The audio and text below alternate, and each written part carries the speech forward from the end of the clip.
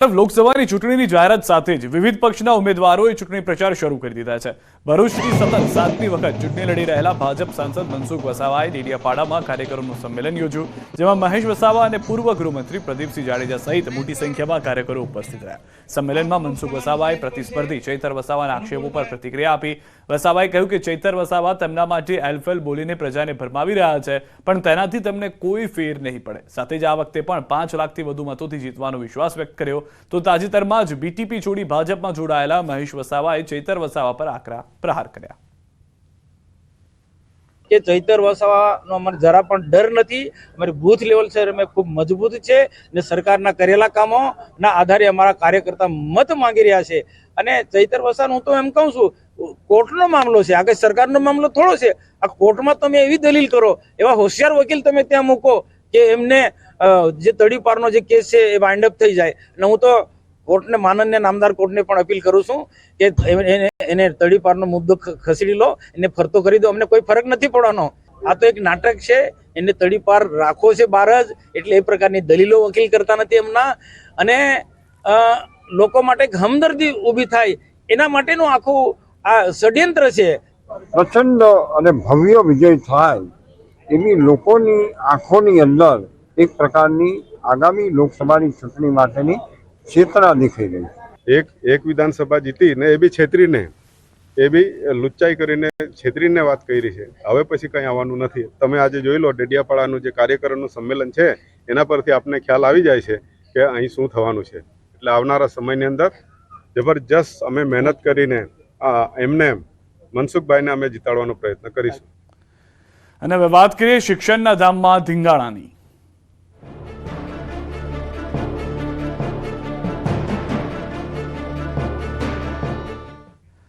Gujarat university હોસ્ટેલમાં બબાલનો મામલો, વિદેશ મંત્રાલયના પ્રવક્તાનું ટ્વીટ, રાજ્ય સરકારે ગુનેગારો સામે કડક કાર્યવાહી કરી, અથડામણમાં 2 વિદેશી વિદ્યાર્થી થયા હતા ઘાયલ, વિદેશ મંત્રાલય રાજ્ય સરકારના સંપર્કમાં હોવાની વાત પણ આ ટ્વીટની અંદર કરવામાં આવી છે।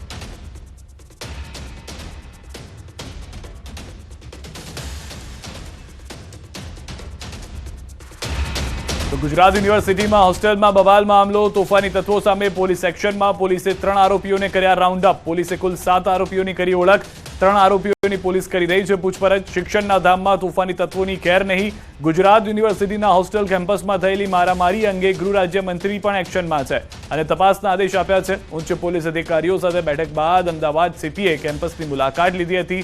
સીપી GS મલિકે કહ્યું કે એક આરોપીની ઓળખ થઈ ચૂકી છે।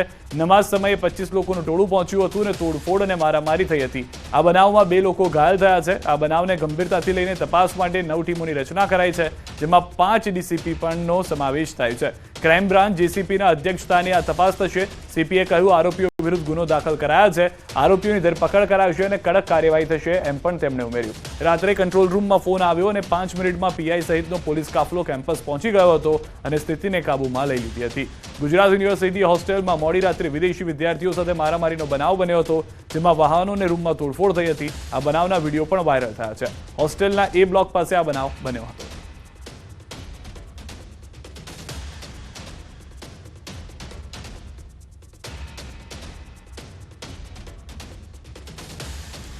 આ તરફ ગુજરાત યુનિવર્સિટીમાં મારામારીમાં કેસમાં ઘાયલ વિદ્યાર્થીઓની ખબર અંતર પૂછવા અમદાવાદ પોલીસ કમિશનર પહોંચ્યા। બંને ઘાયલોને SVP હોસ્પિટલમાં દાખલ કરાયા, જ્યાં CP GS Malik, vice chancellor doctor Nirja Gupta, joint CP crime branch Neeraj Badgujar અને ધારાસભ્ય કૌશિક જૈન પણ હોસ્પિટલ પહોંચ્યા હતા અને સારવાર લઈ રહેલા વિદ્યાર્થીઓની ખબર અંતર પૂછી હતી।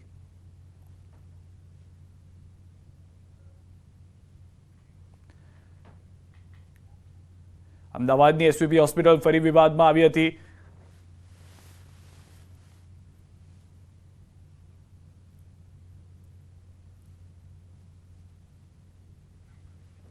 તો પોલીસ દ્વારા શરૂ કરાઈ છે તપાસ। હાલમાં SVPની અંદર જે બંને ઘાયલ વિદ્યાર્થીઓ છે તેઓને સારવાર આપવામાં આવી રહી છે। પોલીસ કાફલો, પોલીસના ઉચ્ચ અધિકારીઓ, ખુદ ધારાસભ્ય પહોંચ્યા છે। ગૃહ રાજ્યમંત્રી હર્ષ સંઘવી પણ સતત નજર રાખી રહ્યા છે આ ખબર પર। અને સૌથી વધારે મહત્વની વાત, ઉચ્ચ અધિકારીઓની જે કમિટી છે તે બનાવી દેવામાં આવી છે અને તેઓને પણ તપાસ સોંપી દેવામાં આવી છે. રાત્રિ સમયે નમાઝ પડવાને લઈને આ માથાકૂટ શરૂ થઈ હતી. પથ્થરબાજી પણ કરવામાં આવી હોવાની જાણકારી છે. જે વાહનો હતા તે પણ તોડફોડ કરવામાં આવ્યા હતા. હાલમાં જે જાણકારી મળી રહી છે, સૌથી વધારે મહત્વની વાત એ છે કે જાહેરમાં કમ્પાઉન્ડમાં બેસીને નમાઝ પડવાને લઈને મુદ્દો હતો, જ્યાં આગળ એક વિદ્યાર્થી પૂછપરછ કરી રહ્યો હતો, પરંતુ હોસ્ટેલનો જ એક વિદ્યાર્થી આ વાતચીત દરમિયાન આવીને મારામારી કરવા લાગે છે, જે બાદ વધુ ઉગ્ર થયેલું ટોળું હોસ્ટેલમાં ઘૂસે છે અને ત્યારબાદ મારામારી શરૂ થાય છે. હાલમાં પોલીસ તપાસ કરી રહી છે કે સૌથી પહેલા માર મારનાર વ્યક્તિ કોણ હતો અને તેણે શા માટે જે લોકો વાતચીત કરવા આવ્યા હતા તેના પર હુમલો કર્યો. શું આ એક મામલો ઉગ્ર કરવાને લઈને હતો? કારણ કે જે વિડીયો હાથમાં આવ્યા છે તે વિડીયો પ્રમાણે સૌથી પહેલા હોસ્ટેલની અંદરના જ એક વિદ્યાર્થીએ હુમલો કર્યો, લાફો માર્યાની ઘટના બની હતી ને ત્યારબાદ સમગ્ર ઘટનાએ જોર પકડ્યો હોવાની પ્રાથમિક જાણકારી મળી રહી છે. જે વિડીયો શેર કરવામાં આવ્યો છે કારણ કે જે લોકો પૂછપરછ કરવા પહોંચ્યા હતા કે જાહેરમાં આ રીતે ધાર્મિક જે પ્રસંગ બની રહ્યો હતો તેમાં કેવી રીતે આ મામલો બિચકી ગયો. રાત્રિનો સમય હોવાને લઈને તોફાની તત્વો સામે પોલીસ એક્શનમાં આવી ચૂકી છે અને 25 જેટલા લોકોએ હુમલો કર્યો હોવાની પણ જાણકારી પોલીસે હાલમાં જણાવી છે. બનાવમાં એક આરોપીની ઓળખ થઈ અને કુલ 7 આરોપીઓની ઓળખ સાથે જ જે બાકીના આરોપીઓ હતા તેઓને પણ તપાસ કરવામાં લઈ જવામાં આવી રહ્યા છે.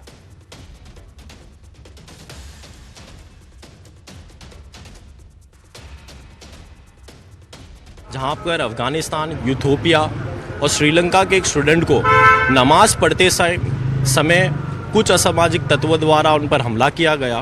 सरकार के इस प्रकार की घटना पर कड़ी कार्रवाई करनी चाहिए ताकि इस प्रकार की घटना आने वाले समय में ना घटे। વધુ માહિતી ન્યૂઝ 18 સમાચાર મૌલિક પાસેથી મેળવીશું. મૌલિક, સમગ્ર ઘટના કેવી રીતે ઘટી હતી? કારણ કે અનેક એવા વિડીયો છે જેમાં એ પણ જોવા મળી રહ્યો છે કે હોસ્ટેલની અંદરના વિદ્યાર્થીએ પણ હુમલો સૌ પ્રથમ કર્યો, ત્યારબાદ ટોળું બેકાબુ થઈ ગયું. શું સમગ્ર ઘટના છે, શું વધુ જાણકારી?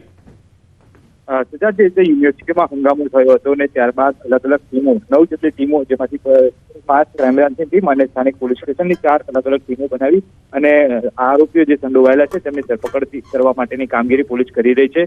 માનવામાં આવ્યું છે કે 7 વ્યક્તિઓ જે વિડીયોમાં દેખાઈ રહ્યા હતા તેની ઓળખ કરી લેવામાં આવી છે. તેમની અટકાયત કરી અને તેમની પૂછપરછ પણ કરવામાં આવેલી છે કે તેમનો રોલ શું હતો, તેમને કઈ પ્રકારની માહિતી મળી હતી જેના કારણે તેઓ આ જગ્યાએ પહોંચ્યા હતા. તેની સાથે સાથે અન્ય કયા કયા વ્યક્તિઓની સંડોવણી છે.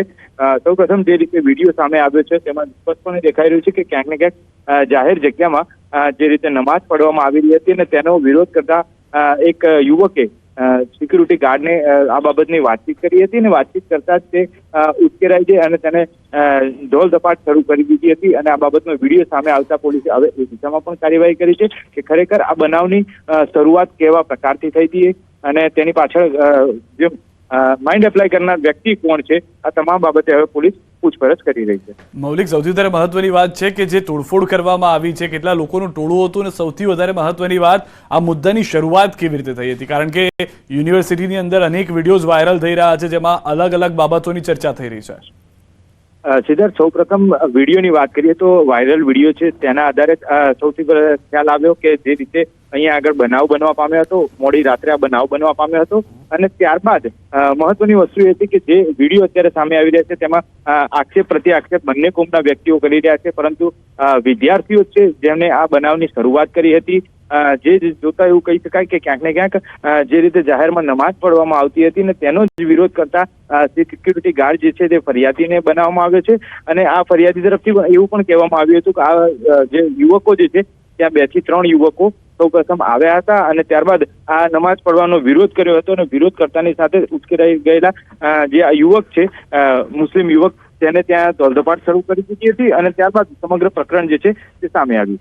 મૌલિક, એ પણ જાણવા મળ્યું છે ખુદ ધારાસભ્ય પણ મળવા પહોંચ્યા હતા હોસ્પિટલમાં જે ઘાયલ યુવકો છે તેઓ માટે અને ખુદ પોલીસના ઉચ્ચ અધિકારીઓ પણ ત્યાં આગળ પહોંચ્યા હતા. ત્યાં જઈને વધુ શું માહિતી મેળવવામાં આવી હતી પોલીસ દ્વારા, ધારાસભ્ય દ્વારા? બિલકુલ સિદ્ધાર્થ, જે રીતે આ બનાવ સામે આવ્યો અને ત્યારબાદ 2 થી 3 વ્યક્તિઓ જે ઇજાગ્રસ્ત હતા તેને સારવાર અર્થે હોસ્પિટલમાં ખસેડવામાં આવ્યા છે, તો તેની મુલાકાત માટે માઇનોરિટી સેલના અને આગેવાનો જે છે, મુસ્લિમ આગેવાનો, તે પણ પહોંચ્યા હતા.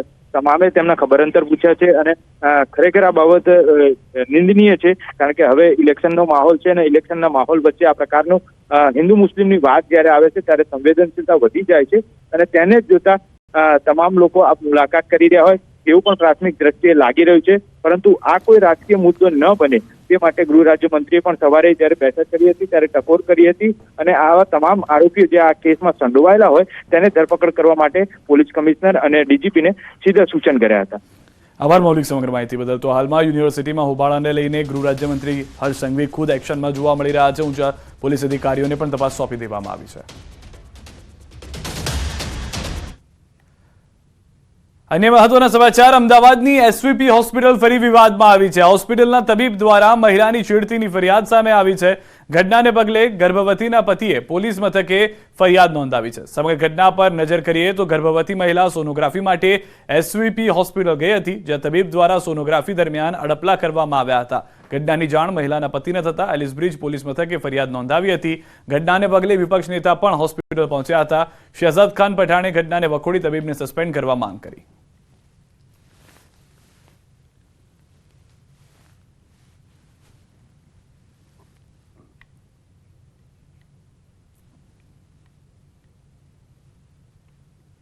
नौ तारीख को एसवीपी अस्पताल में एक गर्भवती महिला एडमिट हुई थी. कुछ दिनों बाद उस महिला ने आरोप लगाया है कि यहाँ के जो स्थानीय डॉक्टर थे उन्होंने उसके साथ मॉलेस्टेशन किया था.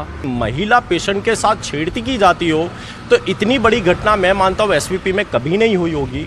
और इस प्रकार की घटना में तात्कालिक जो अस्पताल में जो डॉक्टर थे उन्हें सस्पेंड करना चाहिए.